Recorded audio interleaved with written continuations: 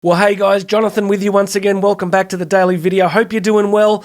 Please make sure you've subscribed. Hit those subscribe buttons. I'd love you to leave a comment on the things that we're talking about today. If they bring up something interesting for you, please put your response in the comments. Hit that notification bell. And as always, go and check out the description here because I've put links in there to get free access to my book, Bridging the Gap. You can find out how to book me to speak and a whole bunch of other stuff. So please go and check out those links in the description. Yesterday, we talked about setting our own very high internal standards. Today, we're going to talk a little bit about self-sabotage. It's one of those things that's become almost a cliche. We hear it, like you hear about the concept of self-sabotage, but often we don't know exactly what it means and what's the mechanism, how does it play out. I can tell you that it's real, both I guess from my own experience and from coaching and speaking for the last 20 years. I worked with a lady recently who is the CEO of a major peak body organization that sits over the top of an industry sector. So I think they're doing something like 100 and something billion a year across the sector. And this lady's job was to look after the sector, look after all the different players in the sector and get the best results for them.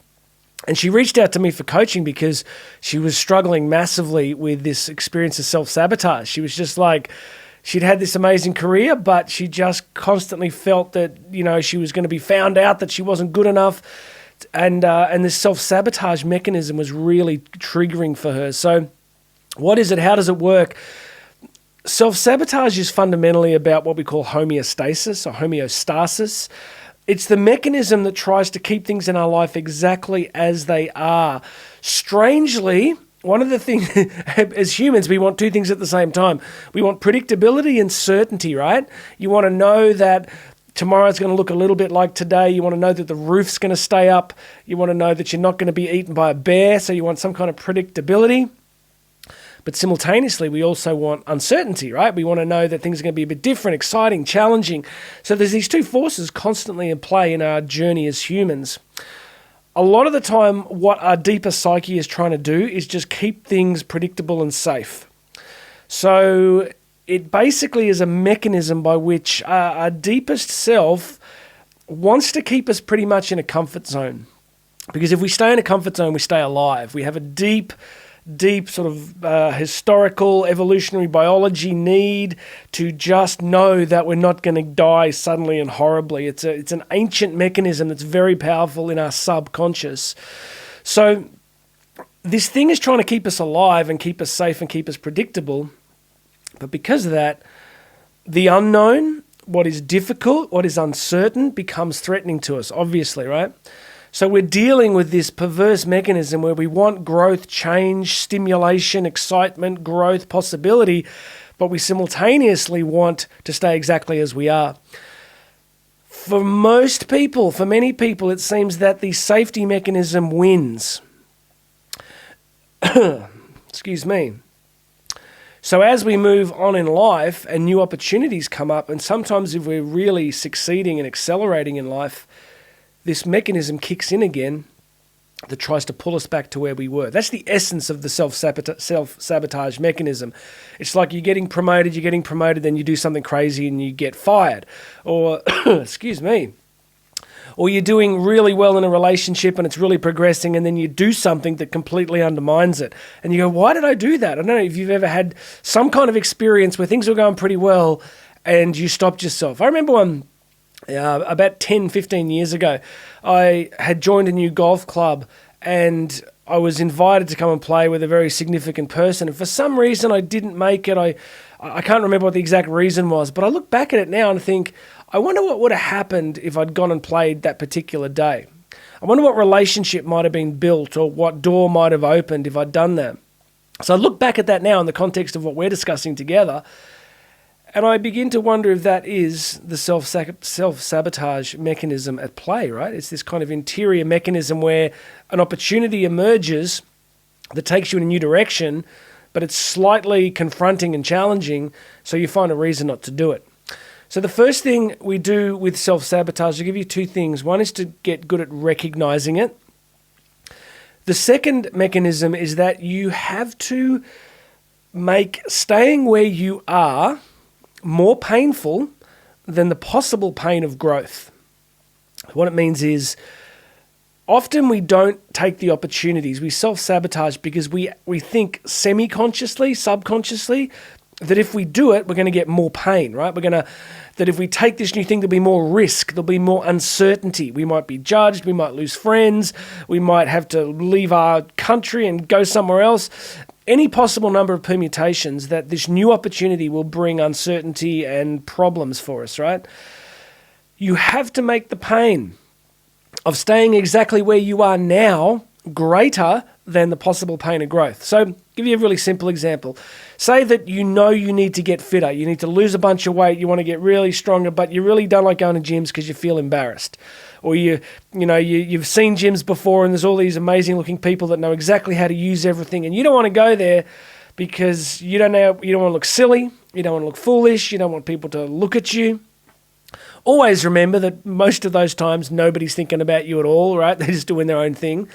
So it could be a gym, it could be anything, right? It could be joining a new club or, going for a promotion, whatever. It's just anything that pushes you into an experience that is uncomfortable.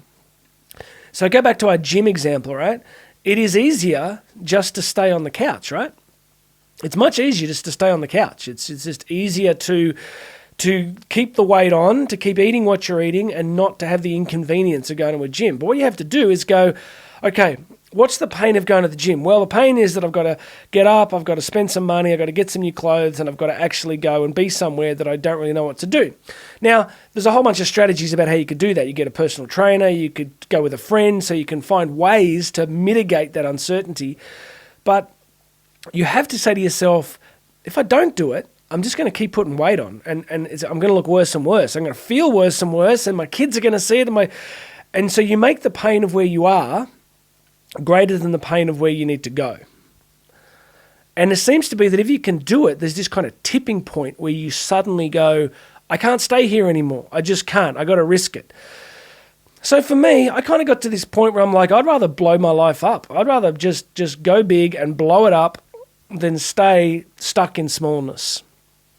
Again, it's this mysterious mechanism that defines some people in life and other people don't get to it. But I just got to this point where I'm like, nah, I want to grow, I want change, I want to do things differently. And I just began to understand that fear and uncertainty are like, the price of admission. They really are. I've been doing a lot of coaching with my eldest daughter who, was a relatively shy kid and got to spend a lot of time with her over the last couple of years, coaching her through these key moments where there was moments of anxiety and uncertainty. And I coached her through them and I helped her to see them and understand. I kept teaching her, look, you are going to experience fear. You are going to experience anxiety. I think for a lot of us, we get surprised by that part. We're like, oh, I'm really nervous. I'm really anxious. Why is that? Well, it's because it's anxiety creating, because it's hard, because it's difficult, because you could fail. So we've got to get really good at actually preparing for anxiety and fear. Just accept it. Just accept that, okay, I'm going to be awkward here. I'm going to be embarrassed. I'm going to be uncomfortable. I'm going to be really uncomfortable until you're not, right? Until you're not. Like, everything is awkward and fear-inducing the first few times until it's not. Like the first time I walked on stage in front of 10,000 people, it's just the lead up to that. I was in New York a few days before and I'm like, okay, if it goes wrong, there's not a lot of places to hide, right? There's not a lot of places to hide. But I find that if you push through it, you accept that this is a big deal and you're going to be okay and that you're just trying to serve people.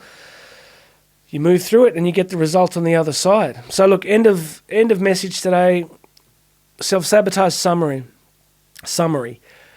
We've evolved for self-protection and homeostasis. So there's this mechanism that will always try to pull you back to your current level of performance and hold you there because there's this deep inner force that wants to keep you alive and keep you safe. The problem is that this other awesome life that you could have is on the other side of pushing out of that mechanism.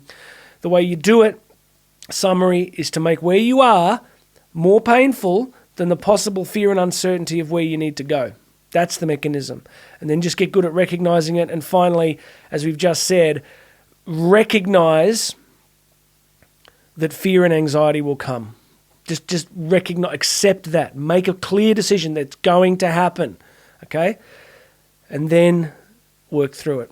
Please make sure you're subscribed. Go hit that subscribe button now. Go check out the description notes, podcast version, book me to speak, get free access to my book, Bridging the Gap. That's it for now. My name's Jonathan Doyle. This has been the Daily Message, and you and I are going to talk again tomorrow.